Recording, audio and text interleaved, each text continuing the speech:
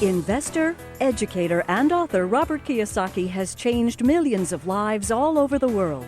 His book, Rich Dad, Poor Dad, has been on the New York Times bestseller list for over 5 years. We all know that the gap between the haves and have-nots is growing, and Social Security and Medicare are in a financial mess. And just affording to live is getting expensive. So how does a person get ahead financially? The answer is raising your financial IQ and having your money work for you. Here's Robert Kiyosaki with Rich Dad's Guide to Wealth. Thank you. You're very kind, thank you. If I may see a show of hands, I want to ask how many people here were born prior to or before 1964? Please raise your hands. Good, thank you. And how many were born after 1964? Please raise your hands. Good, thank you. The baby boom generation and old guys like me, thank you, young people, for paying for my retirement. I really appreciate it. How many people in this room realize that Social Security and Medicare are kind of in trouble? Good. How many people are not really going to count on it for you? Good, thank you. That's a wise decision. How many people realize that corporate pensions, such as those of General Motors and United Airlines, are in trouble also? Good, thank you.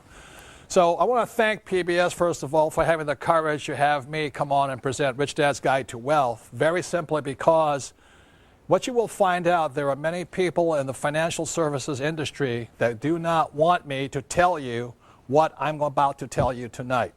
So, please be aware of that. Also, I want to caution you this.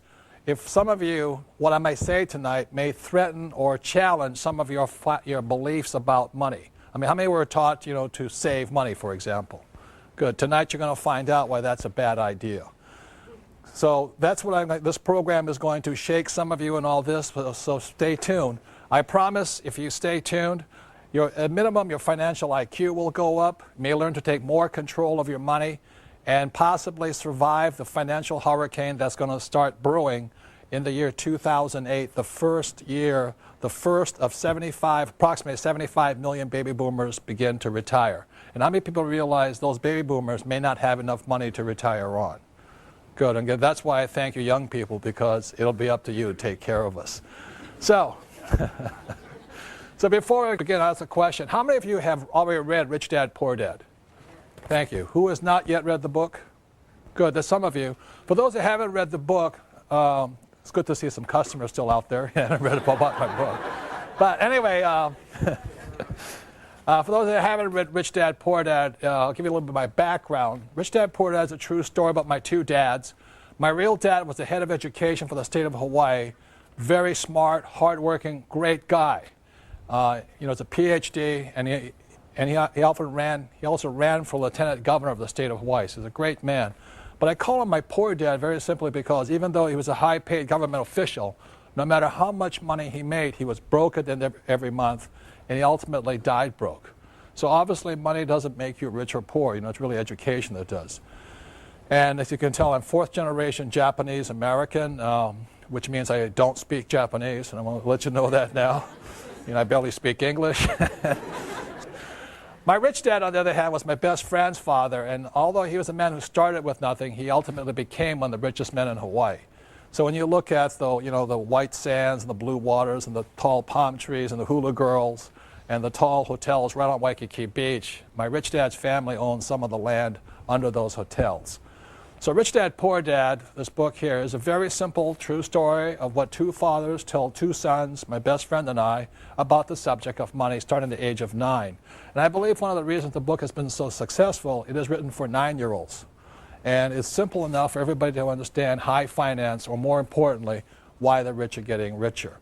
So that's basically, my background. I grew up in Hawaii, I was educated in New York, and spent 6 years in the Marine Corps, went to Vietnam twice and all that. And then I came back and started my business career. So, next question is this. How many people have read this book, Prophecy? Good. See, there's fewer of you have read this book. And while Rich Dad, Poor Dad is a popular book, I think this is a more important book. And the reason I think Prophecy is more important, it's about a very important year. And that year was 1974.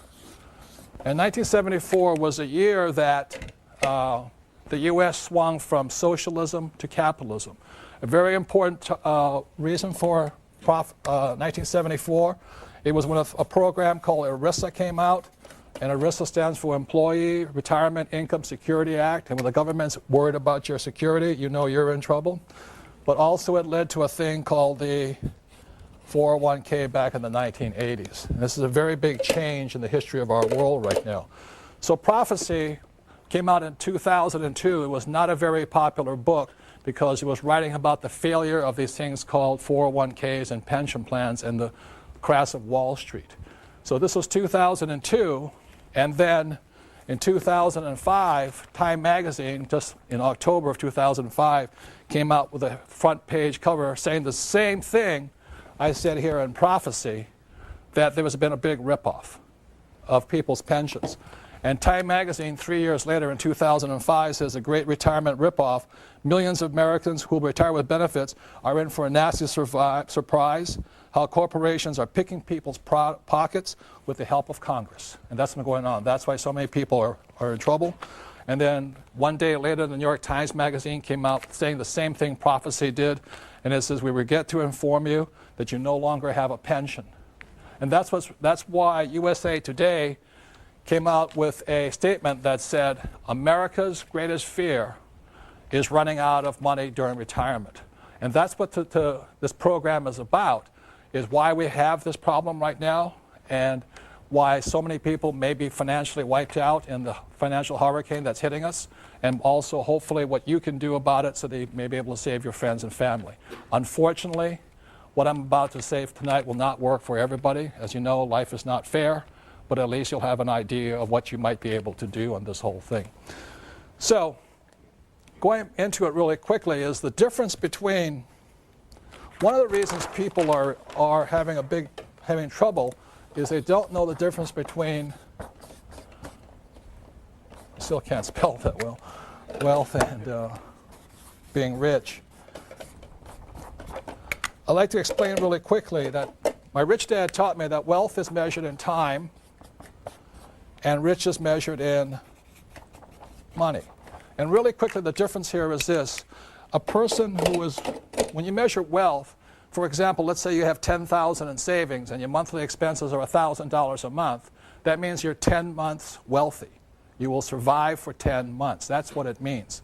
And the reason people are afraid of what's going to come up with them is they don't have enough wealth. They're afraid of running out of money during retirement.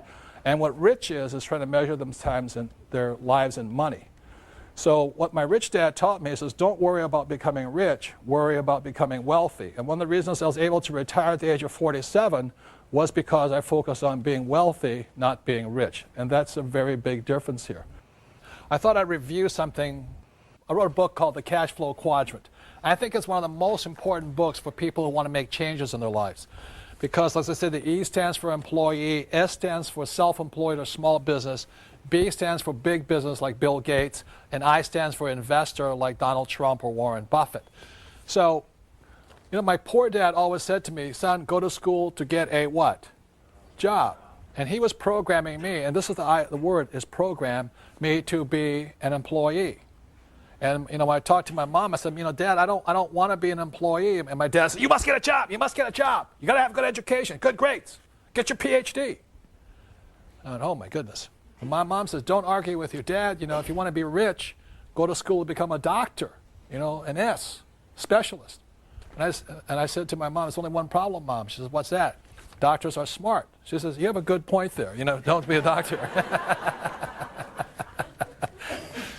And I talked to my rich dad, and he says, you know, Robert, are you basically lazy and incompetent? I said, yeah. I said, good, you'll do well in business. And so this here is having other people work for you, like my advisors and things like that, and this is having money work for me. And they're very different educational paths. Another thing my rich dad says, again, going to words of vocabularies, employees always say the same words, whether they're the janitor or the president of the company or the CEO, employees all say the same word. I'm looking for a safe, secure job with benefits. That's their whole attitude. And their emotion is fear. Because they don't know how to survive in the real world. They need that. They have that fear driving them. And S, self-employed, their words are, if you want it done right, do it by yourself. So these guys, the problem with them is they may own a business, but they really own a job. They cannot quit because they don't trust other people. Their emotion is trust. And a business owner is like me. I want to have the smartest people around me as much as possible because then I don't have to do that much work. And as an I want to know how to have my money work hard for me so I don't have to work hard for money. So that's why I started off as an entrepreneur. And over here, this is the beauty of real estate. For every dollar I make here, I bring it down here, and my banker will give me $9 more, as long as it's real estate. Tax-free money. So I'm getting ahead faster and faster and faster, very simply because for every dollar I have here, my banker's giving me $8 or $9 to get ahead financially. Does that make sense to you guys here? Tax-free money. And if I sell a property, I'm going to do it tax-free. That's why I'm getting rich. That's why education or financial education is so important. And I think it's really silly that our school systems keep saying to you, go to school to get a safe, secure what? Job, when jobs are being exported overseas so fast right now, it's ridiculous. I mean, I think it was J.P. Morgan. They just exported another 4,700 jobs, and these are smart guys with MBAs and all. They exported it to India. So that's what's happening in the world. But the reason 1974 is so important was because when ERISA, which now was a 401k, came out, it forced these people to become investors also. And that's why this change was such an important change here. So the other part going into it is this, is that there's three basic kinds of education. One is academic. The other one is professional. So you go to school to learn reading and writing. It's very, very important. I didn't do very well here, but I did graduate. And then professional is when you become a doctor or a lawyer or something like that. And those are very important. But what I'm saying here is this: in this world, there's three types of education that's essential. I'm not saying these are not important. I'm saying they're not enough today. You need more. And the third type of education is education that's called financial education. So what this program is about is not so much about these. I said these are very important, but so is this one right now. And I've never understood why our school systems don't teach us anything about money. You ever wonder that yourself? Why? Because rich or poor, smart or not so smart, we're all going to use money. And it's because our school systems don't teach us much about money. That's the reason so many people are having problems today financially. And so I'm not blaming Wall Street or people who are financial advisors. I'm blaming our education system for not keeping up with the changes in time. So what happens because we don't have much financial education at school, we actually learn it from our families. So what happens with poor people is, you can look on the screen over here on the plasma, the poor people tell their kids that the government's going to take care of you. You should count on Social Security, and you should count on Medicare and things like this. What the middle class tells their kids is that they should have a good education, get a good high-paying job, a house, and a pension. What they are passive investors. A passive investor is somebody who turns their money over to somebody they hope and pray is an expert. The poor are non-investors. So the difference between a passive investor and an active investor, and what the rich teach their kids, what my rich dad taught me, was that I should be an entrepreneur like Bill Gates or Oprah, and I should be an active investor like Warren Buffett or Donald Trump and things like this.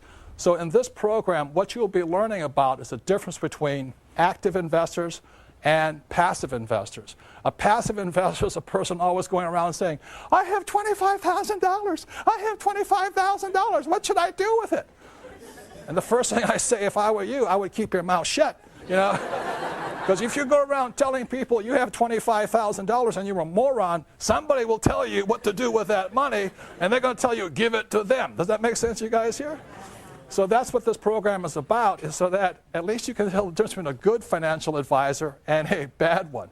Because if you don't know what you do with your money, somebody else does. So when we come back, I'll be teaching more about financial education and the secret words that can change your life. Thank you.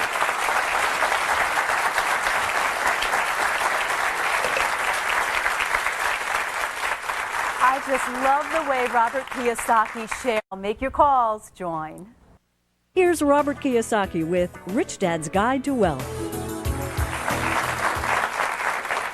So as a quick reminder, what we covered in the last part was in 1974, the United States changed, or the world changed actually, from socialism to capitalism.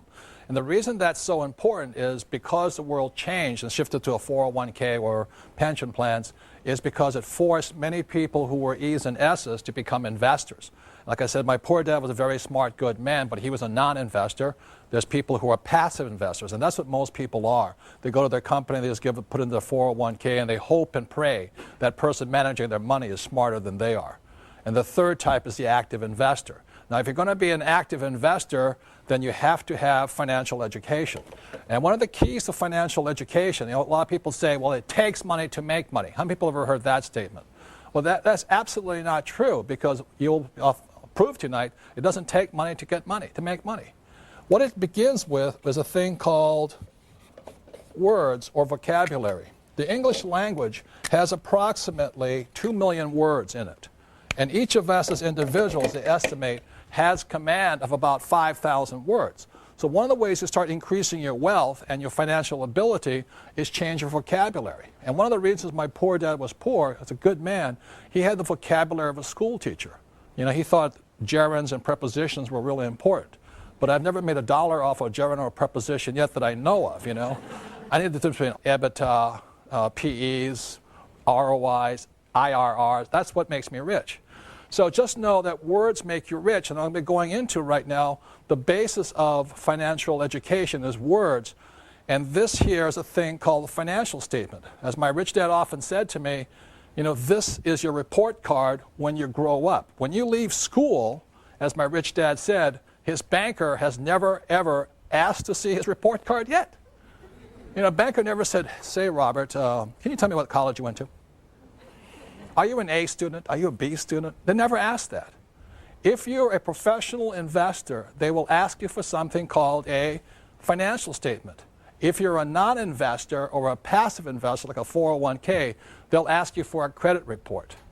So to begin becoming rich, is you must have one of these. I mean, it's a must. These people have credit reports. These people have financial statements. There's very, very big differences here. So let's begin with words here. And one of the biggest words that people have mistaken on the wrong definition for are these words here, assets and liabilities. How many people have ever heard people say, my house is an asset? Good. That's using the wrong definition. That's the problem. So I'll give you the definition my rich dad gave me. You won't find this in the regular dictionary because it's a very simple definition, because this is the guide to wealth. A definition of an asset is something that puts money in your pocket whether you work or not. That's very simply it. Okay? So when you look at this financial statement, this is income statement and balance sheet, and there's one more form that I'm not an accountant, but basic accountancy requires. It's called the statement of cash flow. And what that shows you here is this. Assets are putting money in your pocket. So for example, I have a house, and every month, let's say I collect $100 from after paying all my expenses, the house is an asset. But if the house goes unrented, and every month is now costing me money, that same house is a what? Liability. So this is the cash flow pattern of a liability. So when a person says their house is an asset, I then ask them, I say, is that house putting money in your pocket? They say, oh, no, but it's gone up in value. That shows lack of financial intelligence or financial IQ, okay? I'm not saying don't buy a big house. I'm not saying any of that stuff. I'm just saying don't call a liability a what? Asset. And that's the problem, is using the wrong word for the wrong thing here. Or I could have a car. If I use a car as a taxi and every month it put $1,000 in my pocket, it's an asset. But I have my BMW here and it's costing me $1,000 a month, it's a liability. So that's very simply it. So don't call asset or liabilities assets, and that's where people get in trouble. The next thing, like I said, my banker has never asked me for my report card yet, and my banker, if I'm going to borrow a lot of money from them, they want to see my financials. And what a banker is looking for is your financial IQ. They don't care how your academic IQ. They want to see how smart you are with money. And it's not that I wear nice clothes and have a nice watch and have a nice house and a nice car. A banker doesn't care, because how many people know people who are looking good but are flat broke? You know what I'm talking about here? So, and that's the big problem here. So when a banker looks at this thing, the banker is looking again at cash flow. So when a banker looks at this, let's say the person has a job, the money comes in and the money goes out. They look at that, that's a cash flow pattern of a poor person. If they don't change their pattern, they'll be poor. It is not how much money you make. It is how much money you spend is the issue here. For example, I have a doctor friend. He makes about $400,000 a year. He's very proud. He has no debts. He's one of those people that think that debt's bad, and that's really moronic. But anyway, but he makes $400,000 and he spends $400,000. So even though he makes a lot of money, he has a cash flow pattern of a what? Poor person. What the middle class generally tend to do is the first thing they want to do is have a big house, and they have a thing called a mortgage. And the definition of mortgage comes from the French word mortier, which means death. That's what it means, So what happens, they have a mortgage, got the nice BMW or Mercedes, so they're looking good, but going broke, So when the banker, they come in with their nice suits and all this, the banker looks at it and goes, I can see your cash flow pattern is this. And this is the cash flow pattern of the middle class. It's working hard and going broke. They never get ahead. They buy big houses, they do home equity loans, and they think they're Donald Trump with real estate investors. All they got is a big house they're in debt to. A lot of people use their house as an ATM machine. Every time it goes up in value, they borrow the money out. That is really a loser's point of view there. I mean, that's not, the bankers love you because you're greatly in debt, but that's not a way to get ahead. And this is the cash flow pattern of a rich person. They have assets here. And so generally what it is they have a business, they have real estate, and they may have dividends from stocks and bonds and stuff like that, or interest. So those are assets. So oftentimes I ask people, think about it this way. If you stop working today, let's say you're married, you have a spouse, if you stop working today, how much money keeps coming in your pocket? And how much money keeps going out? All the things that are taking money out of your pocket are what?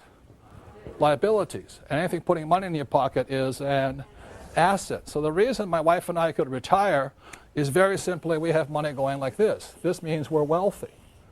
We don't have much in savings and all that, but every month it's hundreds of thousands of dollars going like this. And that's how you get wealthy. Just have assets that produce money every single month. When I did this program in Singapore, I asked people to raise their hand and say, would you mind telling me some of the assets you have? And this woman raised her hand. She says, yes. She says, my best asset is my husband. And I said, ma'am, I'm talking about non-human, inanimate objects. She says, that's him. But he makes lots of money for me. I'm not talking about human beings. Slavery has been abolished for a while here and all this. So a better sense between assets versus liabilities, the cash flow pattern, and that's why bankers do not ask you for your what? Report card. They want to see your financial statement. If you have a good financial IQ, they'll give you lots of money. If you have a bad financial IQ, they'll give you a credit card or a home equity loan. That's the difference here. And years ago, I went to Sunday school. I'm not a Bible scholar. I'm not pushing religion on anybody. But I remember the story of the rich man. I think he had 3 sons or something like this. And he gave one son X amount of dollars, the second son X amount of talents, he called them, and then the third son talents. And the first son blew it, got rid of all his money. And he said, okay. The second son came in and said, what you do with the money? And the son said, I buried it. And then the third son multiplied it. Came back with, gave him $1,000, came back with $5,000. And at that point, the father, or whoever the guy was, took all of the money and gave it to the what? The third son, who multiplied the money.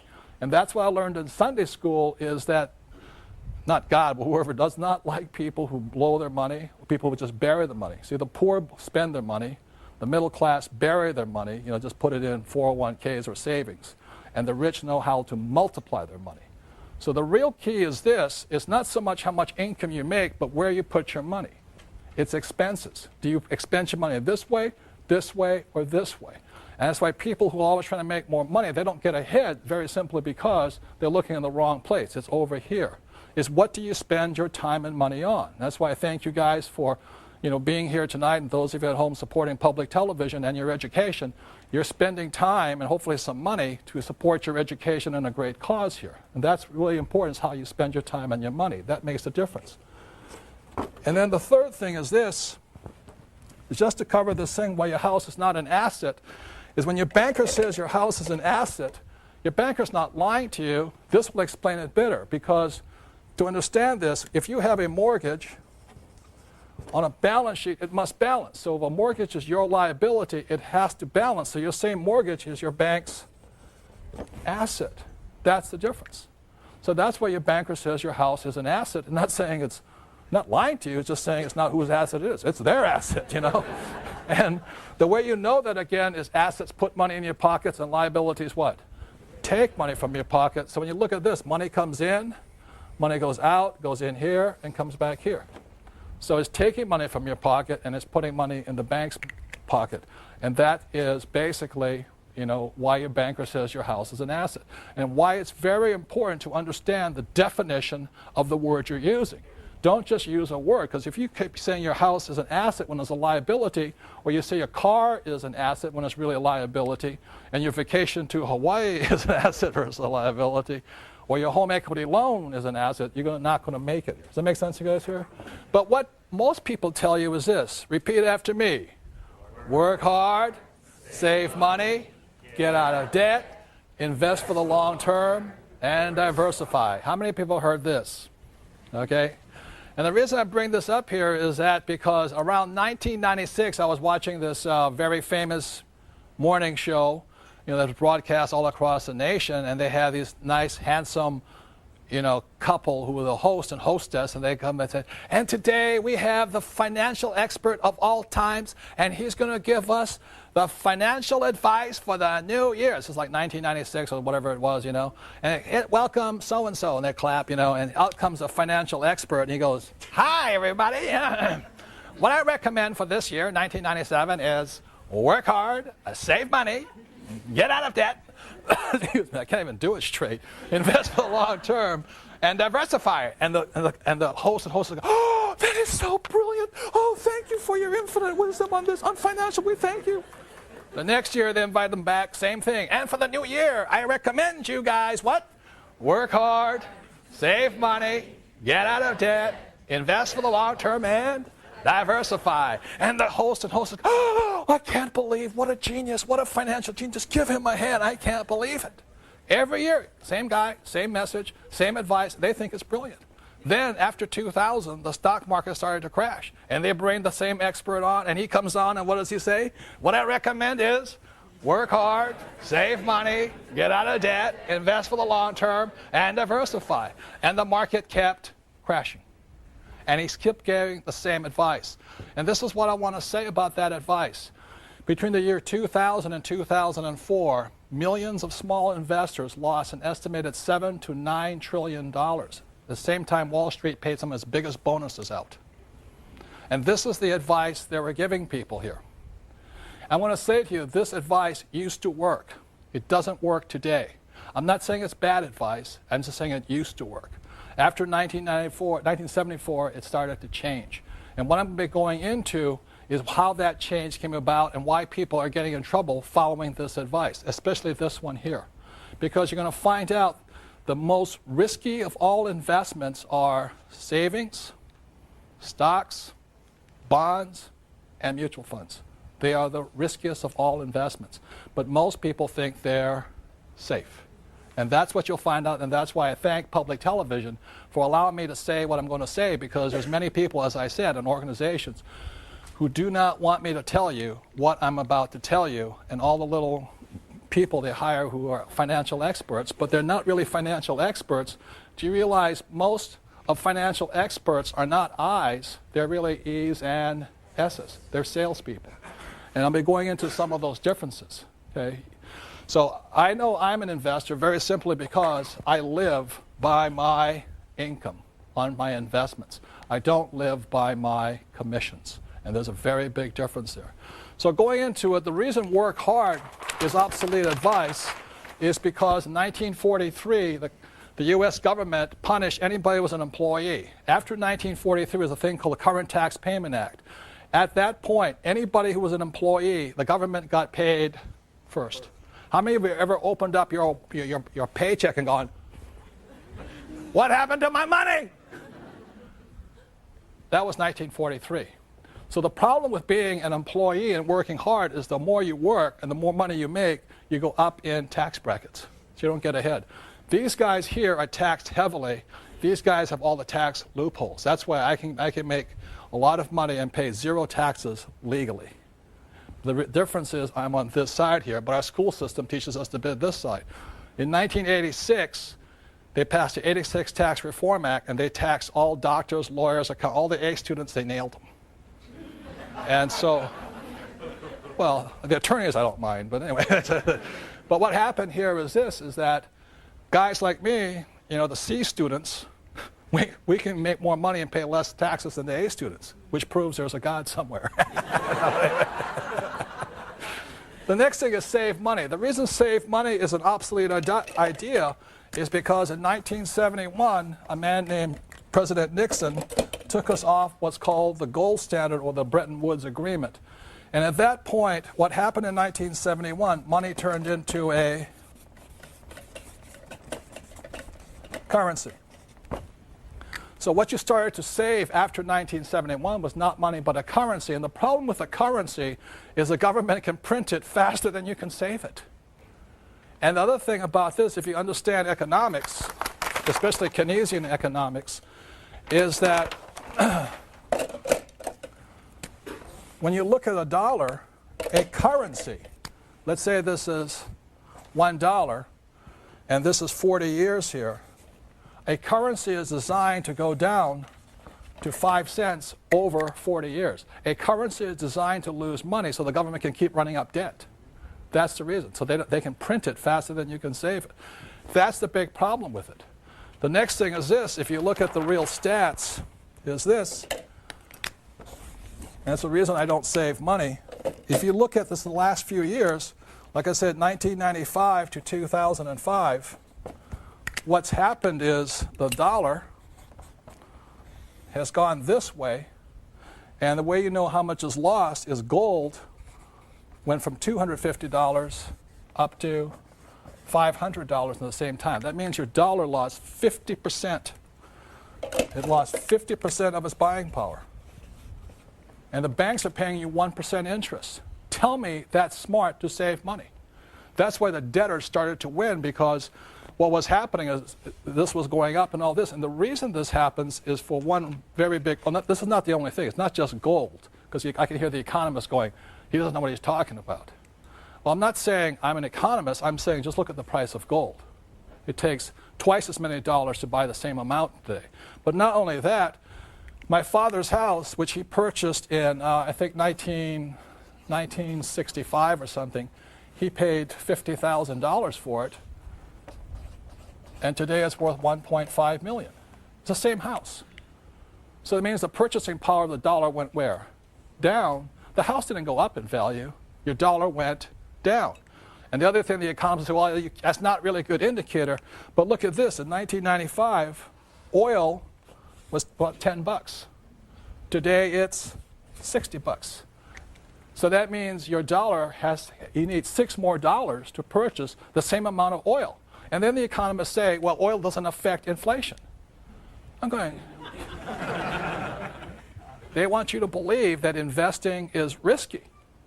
How many people have heard investing is risky? Good. What this section is about of this program is how risk isn't anything but lack of control.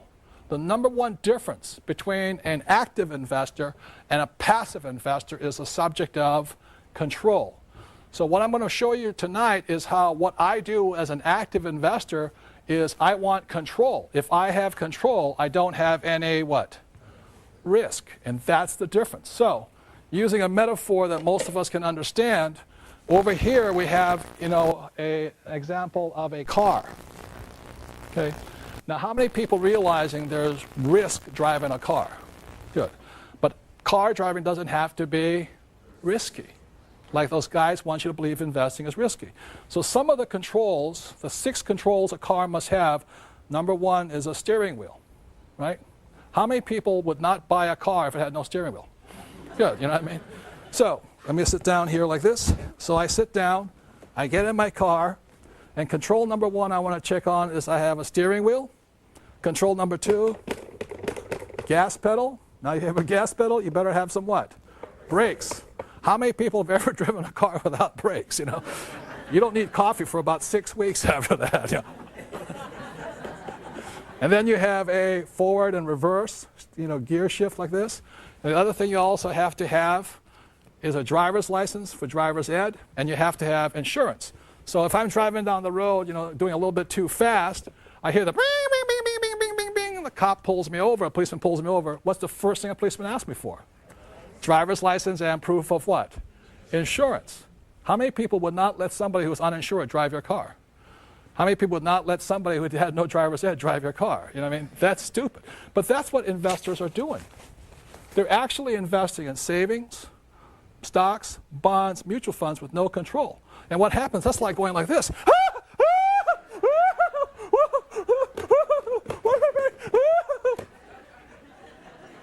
And that's why they think it's risky.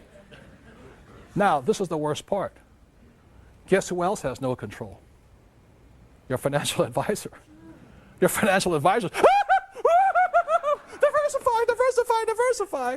Or what they do is this, is they go, I predict that, I predict this, I predict that. That's the kind of financial advice most people are getting.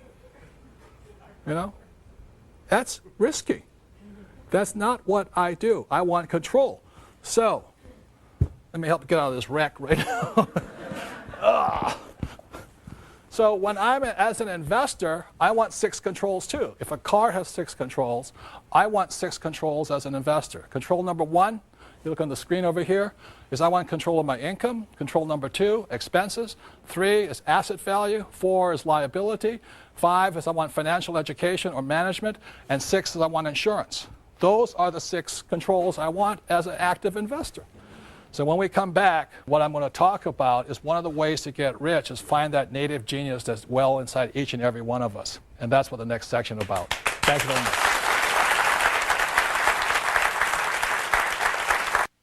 Here's Robert Kiyosaki with Rich Dad's Guide to Wealth. I'm going to get into a thing my rich dad talked about. It's called the game of money. And the reason we say it as a game is very simply because of this. And some of you may not be sports fans, but I love sports.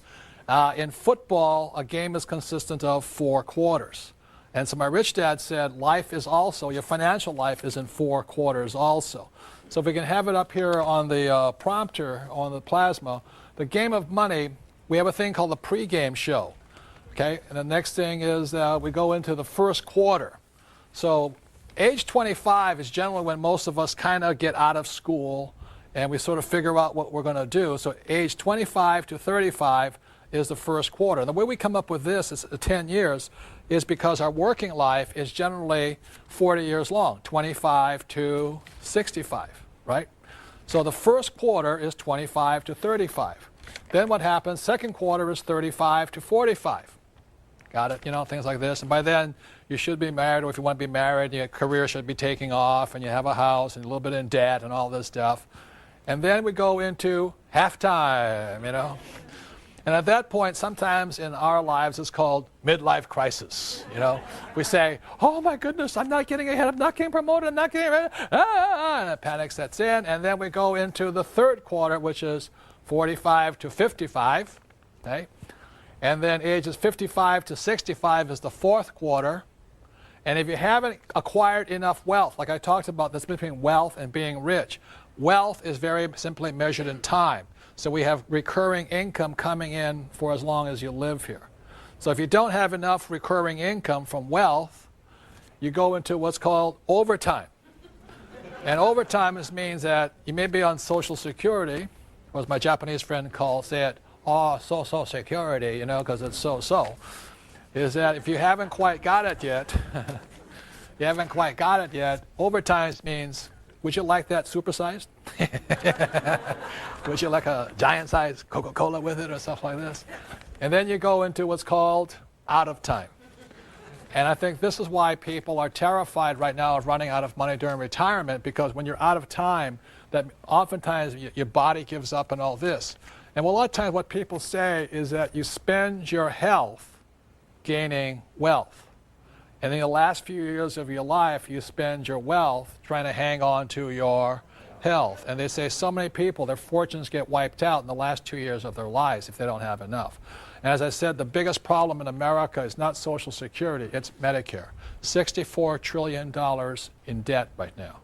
So that's why I said I thank all of you who were born, after 1964, because you're going to be paying for all the old guys who are out of time, especially right now. Pre-game show, Paris Hilton was born, I think, with $300 million net worth. She won the game before she was born, How many people wish you were, born rich or all that kind of stuff? I always did, but I wasn't.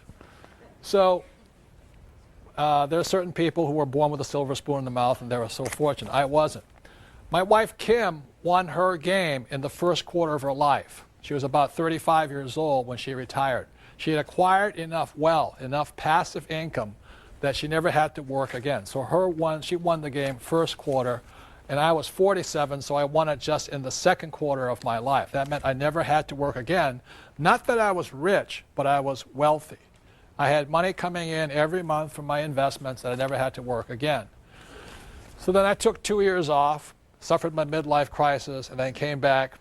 And when I was 50 years old, I wrote a book called Rich Dad, Poor Dad. And the thing took off and a whole new career opened up. And now I'm in the fourth quarter of my life, and thank God I don't have to worry about going into overtime or out of time. Because acquiring wealth is just fun for me. I love investing. It's not frightening. It's control. I have all that. Does that make sense, you guys here? It's just fun. So my question is to you right now is, what quarter are you in? How many people are in the first quarter? Okay. How many people second quarter? How many people third quarter? Fourth quarter? Nobody's raising their hand on that one. A couple of you. And I won't ask about overtime and out of time, but the question is this. Sometime, like it or not, every single one of us needs to win the game. Regardless of who you are, we need to win the game. If we don't, we go into this part over here. So with that, I want to bring up my sweetheart, my darling, my best friend. It's almost 20 years of marriage right now, and that's my sweetheart, Kim.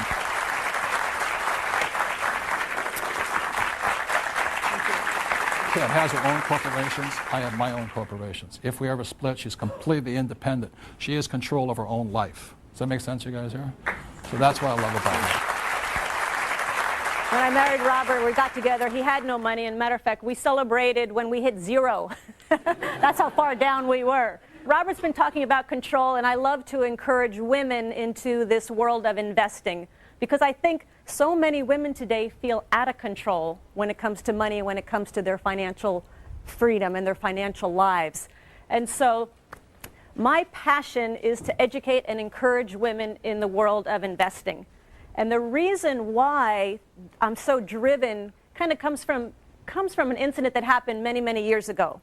And what it was is I was 14 years old, and I remember coming home from school one day, and I walked in, and there was my mom and her best friend in our dining room. And I walked in, and Mom kind of signaled me to, no, leave him alone, leave him alone. And so I walked away into the kitchen, and I listened to the conversation, and my mom's friend was very distraught. She was crying, she was upset, and it turned out that her husband was leaving her for a younger woman.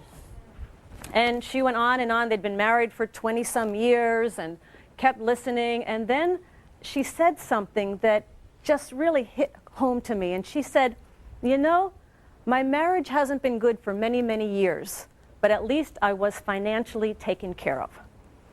And my mom said, well, that's why you stayed? She said, I stayed because I didn't know how to take care of myself financially. So at 14 years old, I decided I was never going to be dependent on someone else for my financial well-being. And that was a decision, and that's why I'm so driven now to encourage women into this game as well. And so when Robert talks about control, I really believe that it's time that women today take control of their financial lives. I think it's crucial. I don't think it's a luxury or a good idea anymore. I think it's something that has to happen. And, you know, the times have changed. And what worked for our mothers and our grandmothers is not necessarily going to work for us and our daughters and our granddaughters. And I came across some startling statistics recently that show how much times have changed.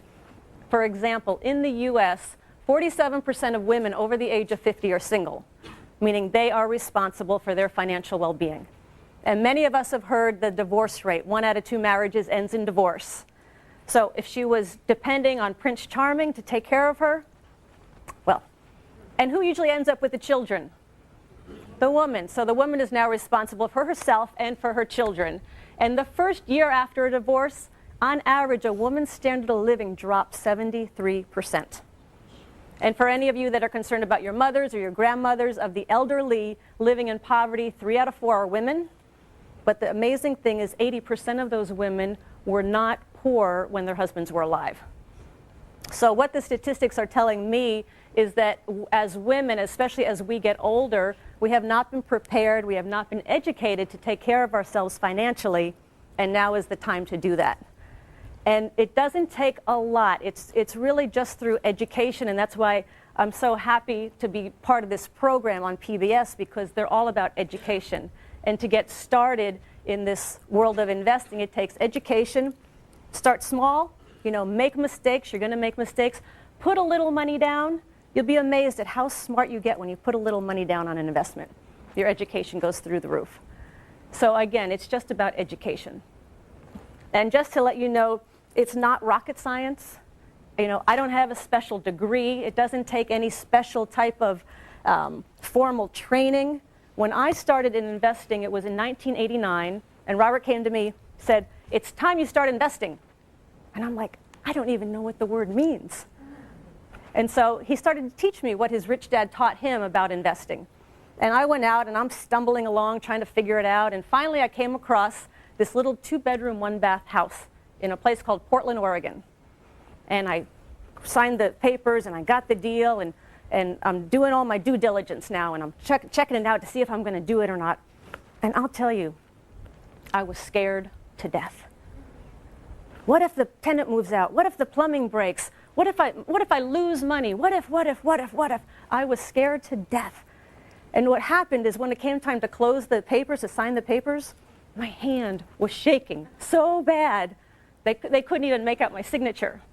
But the other thing that happened is my fist was so tightly clenched around my $5,000 check that I had to part with that they thought they'd never get it. But I did that deal. And I went on to do the next deal, and I kept learning, and I kept learning as I went.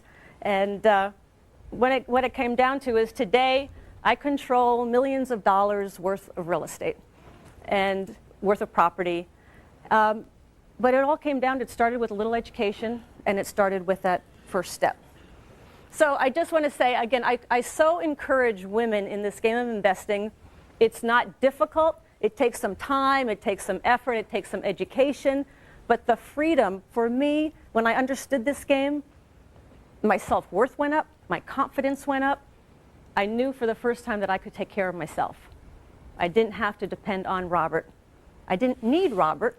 I wanted Robert, but I didn't need him. And that made a huge difference. So one final statistic,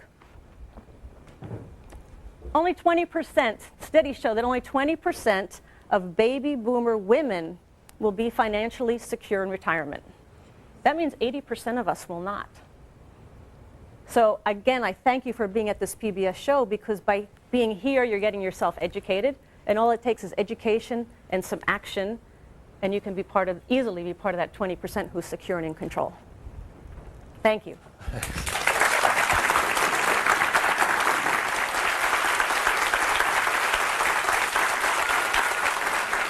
The last thing I want to talk about here is this, is that I realized as I studied education, I started studying education at a later time. I was about 38 years old. And I realized that each and every one of us was a genius, except in school. There are certain people, like I had a classmate who was considered a genius in school. This guy could do quantum physics and all that when he was in kindergarten.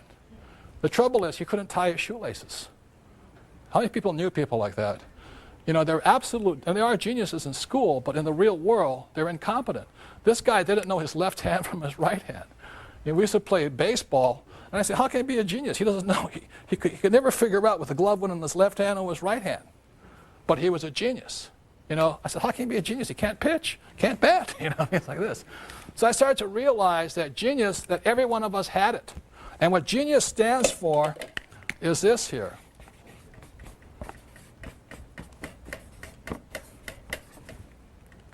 The genie, the magic. And so what I say to this is this. God created every animal on earth, every species, to have a special advantage. For instance, birds can fly, cheetahs run fast, and cockroaches, you can't kill them. So if animals have special advantages, so does each and every one of us. For example, Tiger Woods is a genius in the environment called the golf course. Tiger Woods would not be a genius as a jockey. He's just too big. I would definitely not be a jockey, you know what I mean, like this? And you look at Mick Jagger. He went to school to be an accountant, but he became a billionaire as a Rolling Stone. The thing I want to leave you with tonight, ladies and gentlemen, is have the courage to find that environment, like Tiger Woods on the golf course, Mick Jagger as a Rolling Stone, Oprah in front of television. Find that spot where your genius comes out. That's what intelligence is. My genius was crushed in school. I was labeled stupid and dyslexic and no attention and jumping around all the time. My genius did not come out in the corporate world. I do not like being told what to do and kissing you-know-what to get the corporate ladder. I do not do that stuff well. I do well on the streets. Does that make sense, you guys here? That's where my genius came out. And the other thing is that I flunked out of school twice because I could not write. And I do not read that well yet. But only, no, it's true. I flunked when I was 15 and I flunked out when I was 17. And today I have one of the top 3 books in the history of the New York Times. I've been on the New York Times bestseller list for over 5 years now. Only 2 books have beat me. One of them is The Joy of Sex. That might take a while to beat. So when I flunked out of school, and now I have a New York Times bestseller for 5 years, I'm still a lousy writer. People say, you can't write. I say, you sound like my English teacher. I did graduate. I have a Bachelor of Science degree and all that. I went to a very prestigious school here in New York. But the point here is this.